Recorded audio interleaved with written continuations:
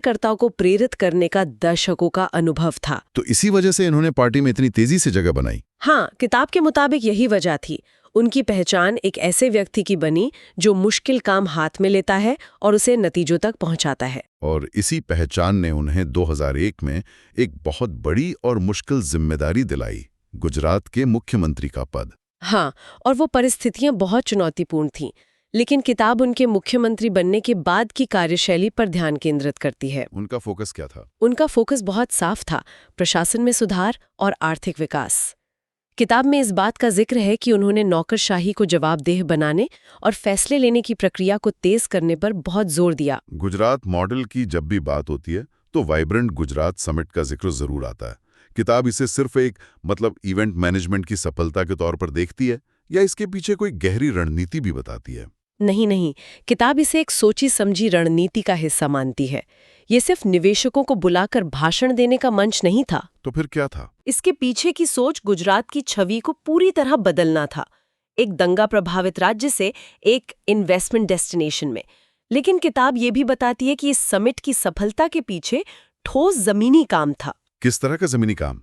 क्या स्रोत कोई खास उदाहरण देता है? समिट में किए गए वादों को असलियत में बदलने के लिए क्या प्रशासनिक बदलाव किए गए? हाँ, किताब 2-3 मुख्य चीजों पर प्रकाश डालती है।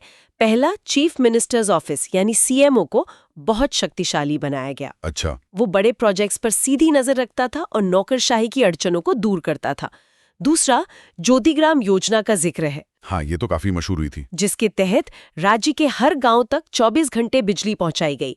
ये उद्योगों के लिए एक बहुत बड़ा आकर्षण था। और तीसरा, प्रक्रियाओं को आसान बनाना ताकि व्यापार करना सुगम हो।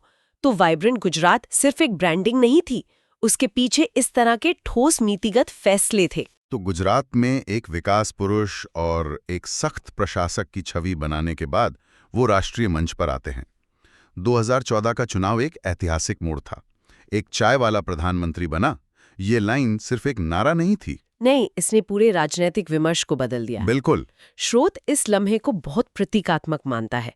ये सिर्फ एक व्यक्ति की जीत नहीं थी, बल्कि ये इस विचार की जीत थी कि भारत में कोई भी व्यक्ति किसी भी पृष्ठभूमि से उठकर सर्वोच्च पद पर पहुंच सकता है। और प्रधानमंत्री बनने के बाद उन्होंने जो नारा दिया, सबका साथ सबका विकास, वो इसी समावेशी विचार को शासन के स्तर पर लाने की कोशिश थी। और इस विचार को जमीन पर उतारने के लिए कई बड़ी योजनाएं शुरू की गई।